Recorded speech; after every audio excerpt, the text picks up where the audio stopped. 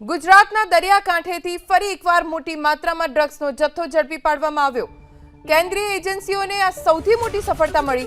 ભારતીય કોસ્ટગાર્ડ અને Gujarat anti terrorist સ્ક્વોડે સંયુક્ત કાર્યવાહી કરી ગુજરાતના દરિયાકાંઠેથી 1800 કરોડ રૂપિયાના ડ્રગ્સ ભરેલી બોટને જપ્ત કરી। આ કાર્યવાહીમાં 300 કિલોગ્રામ ડ્રગ્સનો જથ્થો જપ્ત કરાયો છે। આંતરરાષ્ટ્રીય બજારમાં ડ્રગ્સની કિંમત કરોડોમાં થાય છે। પોરબંદરથી 190 કિલોમીટર દૂર દરિયામાં ઓપરેશન હાથ ધરવામાં આવ્યું। કોસ્ટગાર્ડની શિપને જોઈને પાકિસ્તાની બોટના ચાલકો ડ્રગ્સને દરિયાના પાણીમાં ફેંકીને ભાગી ગયા હતા, જે બાદ કોસ્ટગાર્ડે પાણીમાંથી ડ્રગ્સનો જથ્થો બહાર કાઢ્યો। ઓપરેશનમાં 12 અને 13 એપ્રિલે હાથ ધરાયું। આ કાર્યવાહીમાં જપ્ત કરાયેલું ડ્રગ્સ મેફેડ્રોન હોવાનું સામે આવ્યું। 13 એપ્રિલની રાત્રે બોટને આંતરરાષ્ટ્રીય દરિયાઈ સીમા રેખા નજીક અટકાવાઈ હતી, જેની તપાસ કરતા ડ્રગ્સ મળ્યું। જોકે બોટની રાષ્ટ્રીયતા અને ક્રૂની માહિતી હજી સુધી સત્તાવાર રીતે શેર નથી થઈ।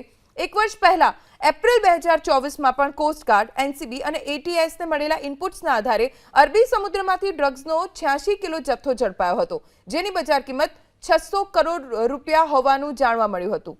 ડ્રગ્સના જથ્થા સાથે 14 પાકિસ્તાનીઓના પણ ઝડપી લેવાયા હતા।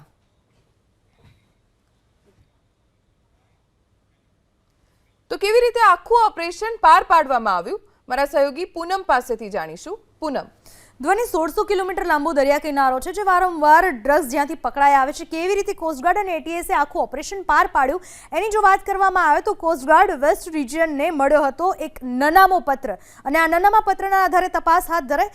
મહારાષ્ટ્ર, દક્ષિણ ગુજરાતના તટથી ડ્રગ્સનો જથ્થો આવી રહ્યો છે એવી વાતનો ઉલ્લેખ આ પત્રમાં કરવામાં આવ્યો હતો। ત્યારબાદ આ પત્રના આધારે ટીમ આગળ વધી કોસ્ટગાર્ડે એટીએસને સાથે રાખી ગુપ્ત રાહે ઓપરેશન હાથ ધરવામાં આવ્યું હતું। ગુપ્ત રાહે ઓપરેશન હાથ ધરતા જે નનામો પત્ર મળ્યો હતો એ વાત સાચી ઠરી અને કોસ્ટગાર્ડે મધદરિયેથી શનિવારે સર્ચ ઓપરેશન હાથ ધરતા ડ્રગ્સનો જથ્થો મળી આવ્યો હતો।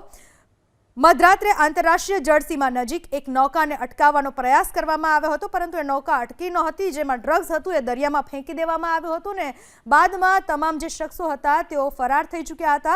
આ રીતે આખું ઓપરેશન પાર પાડવામાં આવ્યું હતું। શંકાસ્પદ બોટની ઓળખ કરીને મધદરિયે તેનો પહેલા તો ઘેરાવ કરવામાં આવ્યો હતો। આ રીતે એટીએસે તેના ઓપરેશનમાં આગળ વધી હતી।